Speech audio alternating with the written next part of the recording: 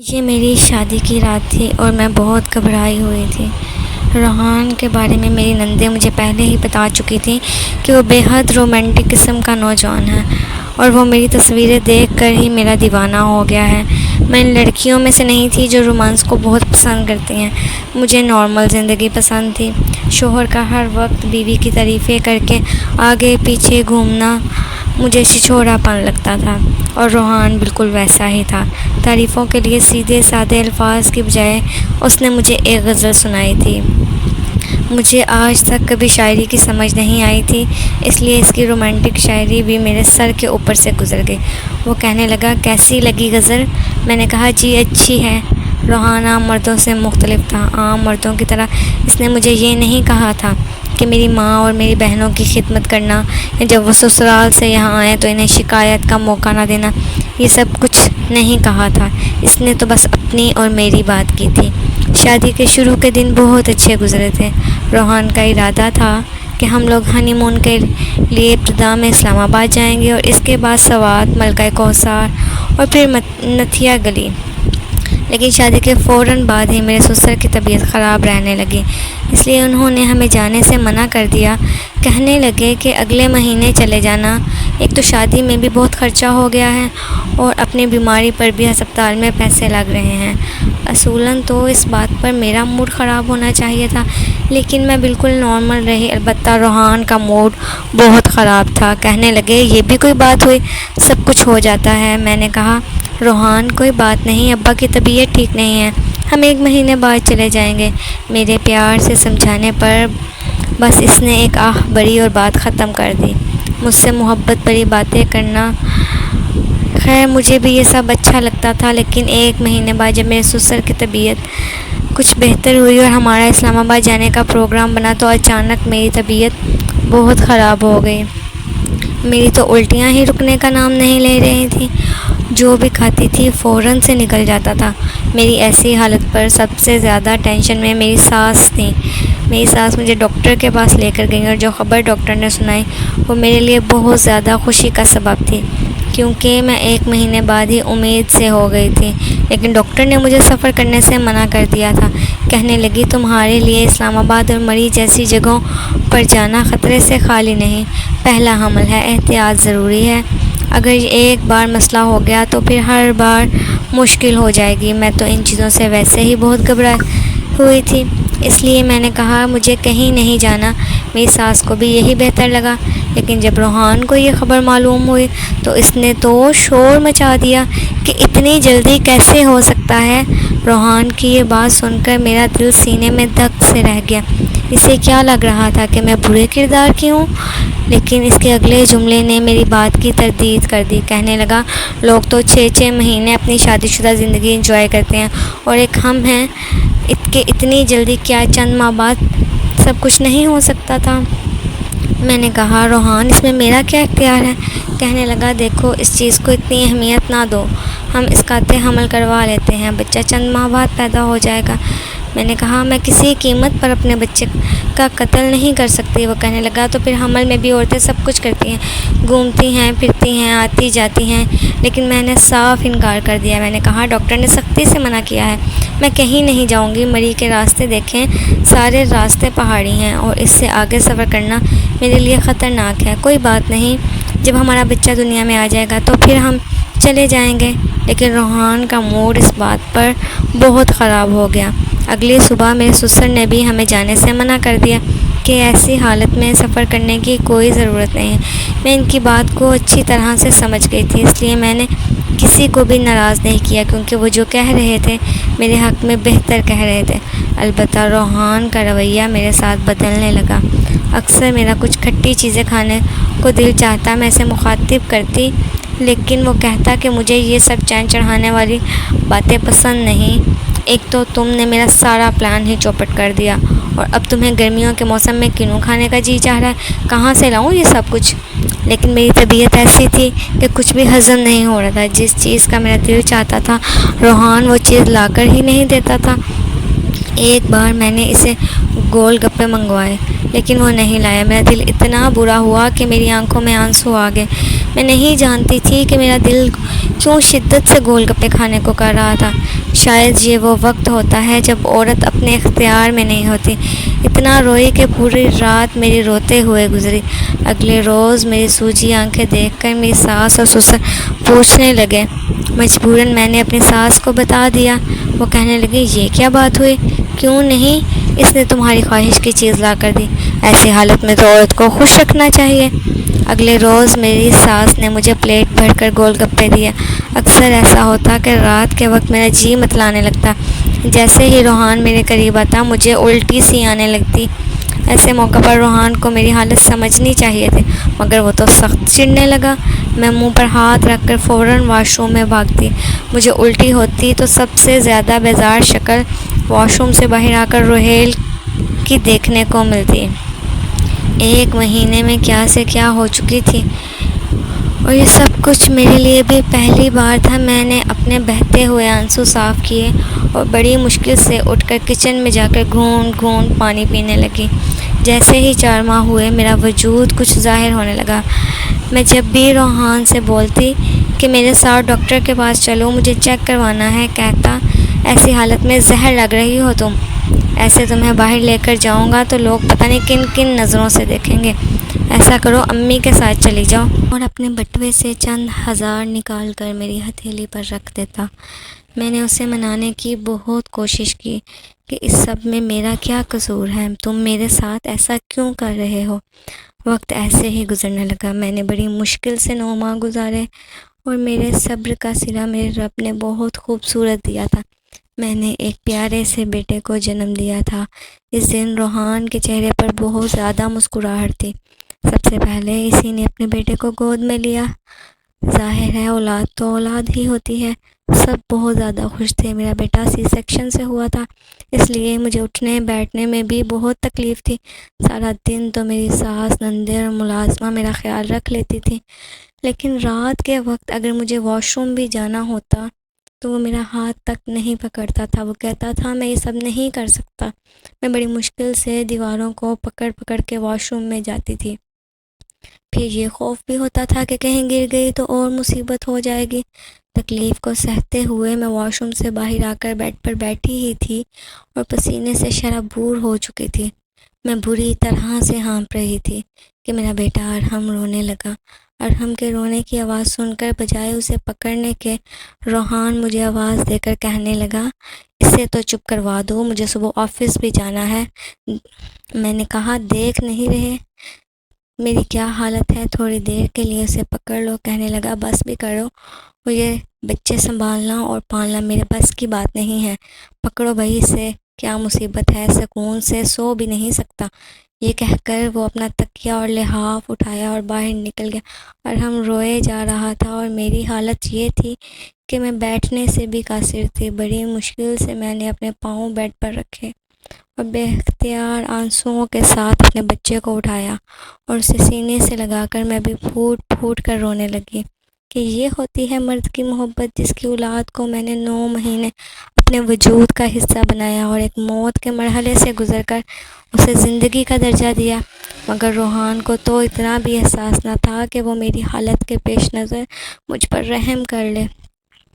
4-5 دنوں بعد میری ساس نے بھی مجھے کہہ دیا تھا کہ تھوڑا سا تم بھی کچن میں دیکھ لیا کرو، روحان کو تمہارے ہاتھ کے ناشتے کی عادت ہے، اگر تم نہ بناؤ تو سارا دن نقص نکالتا پھرتا ہے۔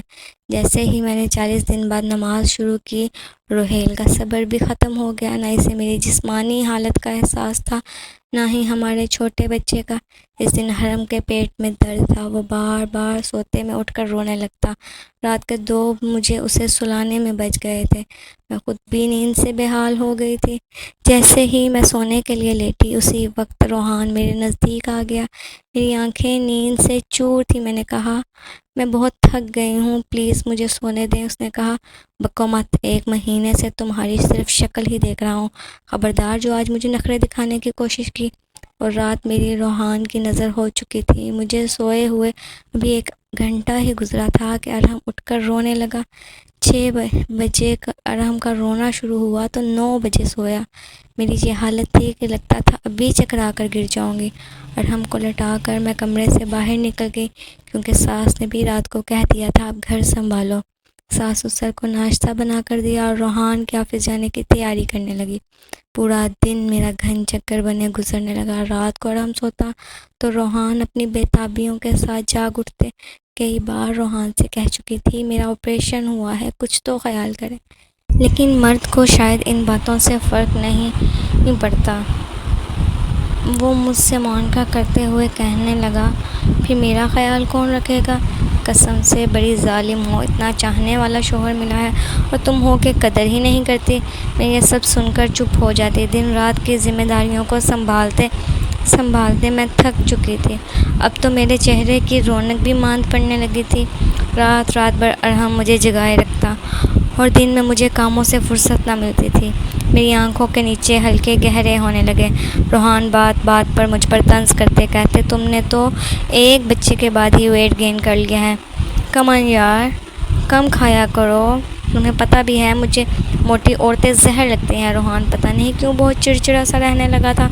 حالانکہ بچے اور گھر کی ذمہ داری کے باوجود بھی میں روحان کے آنے سے پہلے تیار ضرور ہوا کرتی تھی، لیکن آج کل اسے میرے میں بس عیب ہی عیب نظر آتے تھے۔ ارحم اب پاؤں چلنے لگا تھا، لیکن روحان کا رویہ یکسر بدل چکا تھا۔ وہ آفس سے آتا، کھانا کھا کر دوستوں کے ساتھ ہوں، لیٹ آؤں گا کہہ کر باہر نکل جاتا۔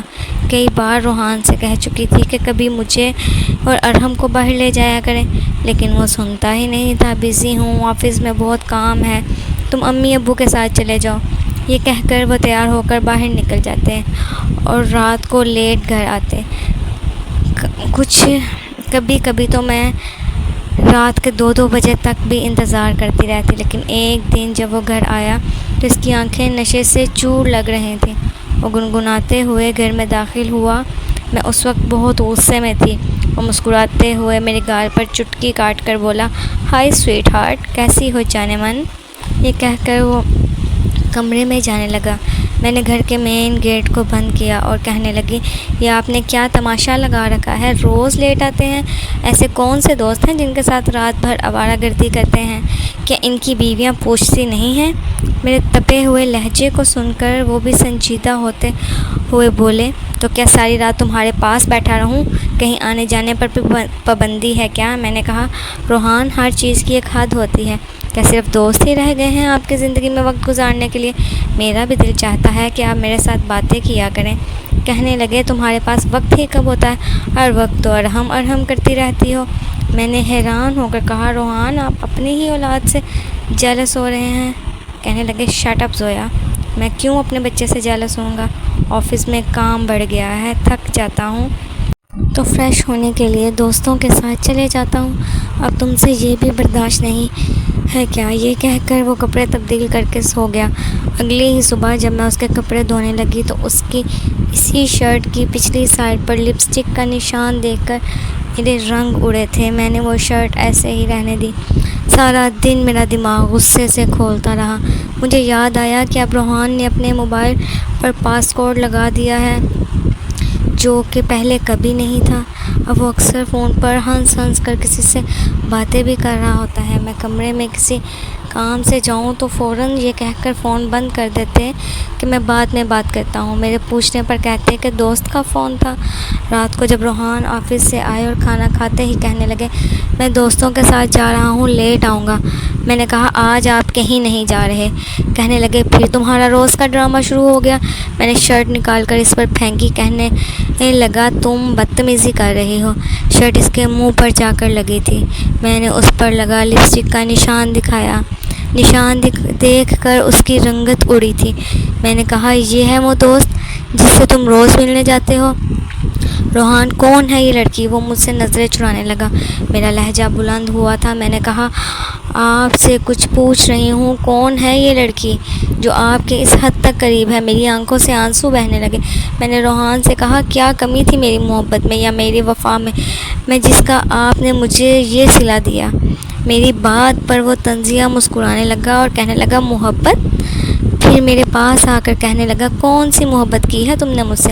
ہاں، اپنے پاس تو آنے نہیں دیتی، تمہیں تو بس بچہ پیدا کرنے کا شوق تھا۔ میں نے اس وقت بھی تم سے کہا تھا کہ مجھے زندگی انجوائے کرنے دو، ہم اسقاط حمل کروا لیتے ہیں، کسی کو کچھ پتہ نہیں چلے گا بچہ کیا کہا ہے، دنیا میں اور بھی موقع مل جائے گا۔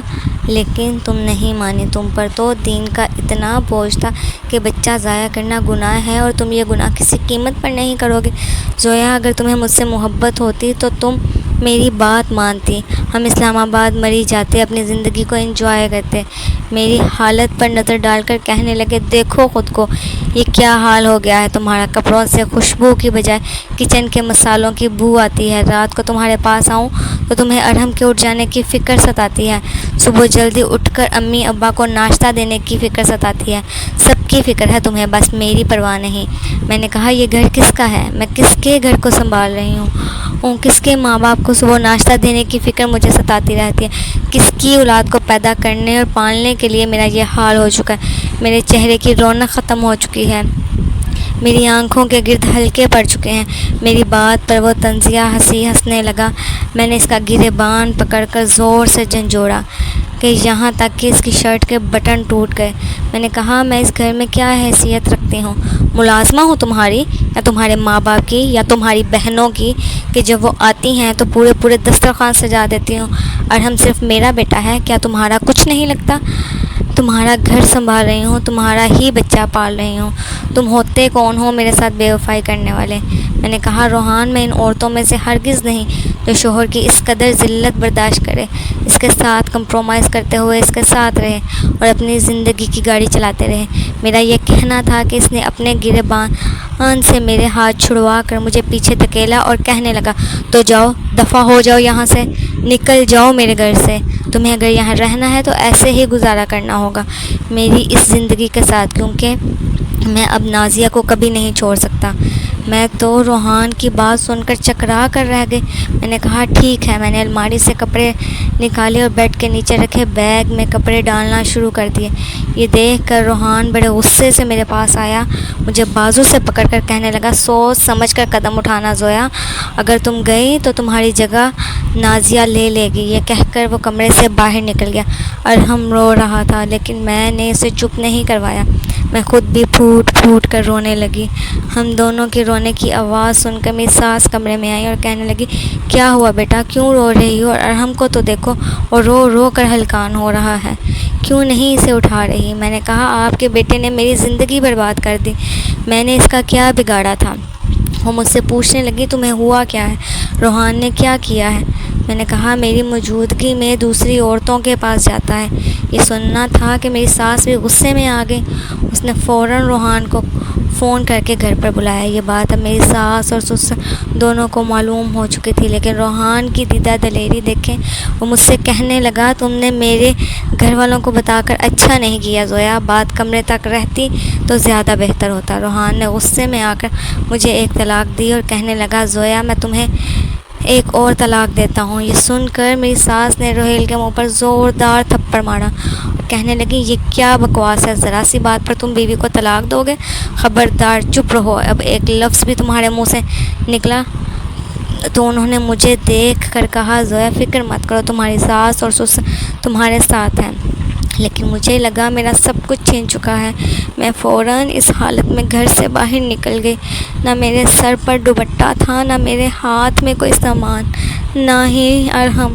میں روتی ہوئی تیز قدموں سے سڑک کی جانب جا رہی تھی۔ جیسے ہی مین روڈ تک پہنچی میں نے رکشہ لیا اور اپنے والدین کے گھر چلی گئی۔ مجھے رات کے اس پہر روتے ہوئے دیکھ کر میرے والدین پریشان ہو گئے۔ میرا بھائی مجھ سے وجہ پوچھنے لگا، میں نے بھائی کے ساتھ لگ کر پھوٹ پھوٹ کر رونے لگی۔ میں نے کہا روحان نے مجھے طلاق دے دی ہے، یہ خبر میرے گھر والوں پر قیامت بن کر ٹوٹی۔ بہت لڑائی جھگڑا ہوا روحان کے ساتھ۔ اس نے کہا میں نے صرف ایک طلاق دی ہے، اگر تمہاری بہن اپنا گھر بسانا ہے تو اسے کہو شرافت سے گھر واپس آ جائے، ورنہ 3 میں سے باقی 2 طلاقیں بھی دے دوں گا۔ میرا بھائی کہنے لگا میری بہن مجھ پر بوجھ نہیں ہے، جہاں تم نے 1 طلاق دی ہے وہاں باقی کی طلاق بھی دے دو، لیکن اب وہ تمہارے گھر نہیں آئے گی۔ مجھے ہر روز ارحم کی یاد ستاتی تھی۔ سال کا تو تھا وہ، لیکن میں نے دل پر پتھر رکھ لیا، کیونکہ اگر میں اسے بھی ساتھ لے آتی تو روحان کو کبھی بھی اپنی غلطی کا احساس نہیں ہوتا۔ کوئی بھی دوسری عورت کسی کا بچہ نہیں پالتی۔ 15 دن ہوئے تھے مجھے میکے میں کہ میری ساس اور سسر ارحم کو لے کر آئے۔ وہ روئے جا رہا تھا، اسے دیکھ کر میرا دل بری طرح سے تڑپ اٹھا۔ اس سے پہلے کہ میں اس کی جانب لپکتی، میرے بھائی نے میرا ہاتھ پکڑ کر مجھے نفی کا اشارہ کیا۔ کہنے لگا زویا اپنے کمرے میں جاؤ، ان سے بات کرتا ہوں۔ میری ساس کہنے لگی زویا ہمارے ساتھ چلو، کیوں حماقت کر رہی ہو؟ روحان اس لڑکی سے شادی کر کے تمہارا گھر برباد کر دے گا۔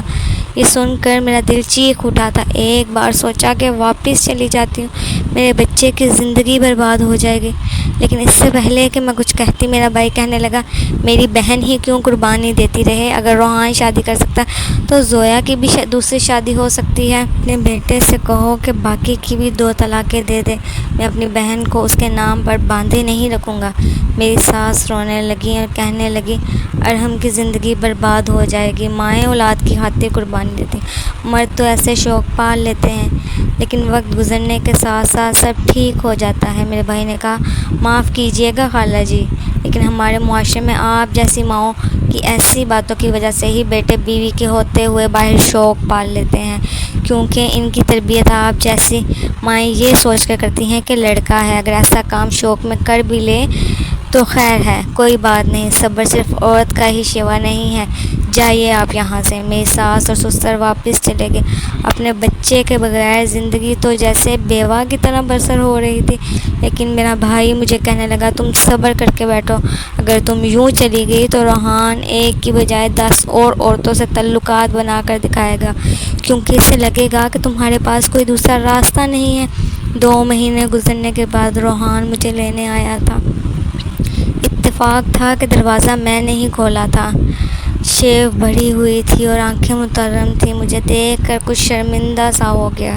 اسے دیکھ کر میں نے دروازہ بند کرنا چاہا تو اس نے اپنا ہاتھ رکھ کر دروازہ بند ہونے سے روکا اور کہا زویا خدا کے لیے میری ایک بار بات سن لو، میرا مقصد تمہیں ستانا نہیں ہے، میں پچھلے 15 دن سے تم سے بات کرنا چاہ رہا تھا، لیکن تمہارا بھائی دروازہ نہیں کھولتا۔ زویا مجھے تم سے بات کرنی ہے۔ وہ دروازہ دھکیل کر اندر آ چکا تھا۔ شور کی آواز سن کر میرا بھائی اور والدین بھی اپنے کمروں سے باہر آ گئے۔ دروازے پر روحان کو دیکھ کر میرے ابا کہنے لگے تم یہاں، تم نے اسے طلاق دی، گھر سے نکال دیا اور اب کیا لینے آئے ہو؟ روحان نے کہا میں نے صرف 1 طلاق دی ہے، رجوع کی گنجائش ہے، میں زویا سے بات کیے بغیر اور اسی لیے بغیر یہاں سے نہیں جاؤں گا۔ میرا بھائی مجھ سے کہنے لگا زویا تم کمرے میں جاؤ۔ میں کمرے میں جانے لگی، لیکن روحان کی اگلی بات سن کر میرے قدم وہیں جم گئے۔ اس نے کہا زویا ارحم بہت بیمار ہے، ہسپتال میں ایڈمٹ ہے، میرا بچہ مر جائے گا، خدا کے لیے میرے ساتھ چلو۔ یہ سننا تھا کہ میں تڑپ کر پیچھے مڑی اور کہا کیا ہوا میرے بچے کو؟ روحان کی آنکھوں سے آنسو بہہ رہے تھے۔ اس نے کہا جب سے تم گئی ہو وہ کچھ نہیں کھا رہا، اس کا بہت برا حال ہے، وہ کمزور ہو گیا ہے۔ میں فوراً اس کے ساتھ ہسپتال چلے گئی۔ 3 دن میں اپنے بیٹے کے پاس ہسپتال میں رہی۔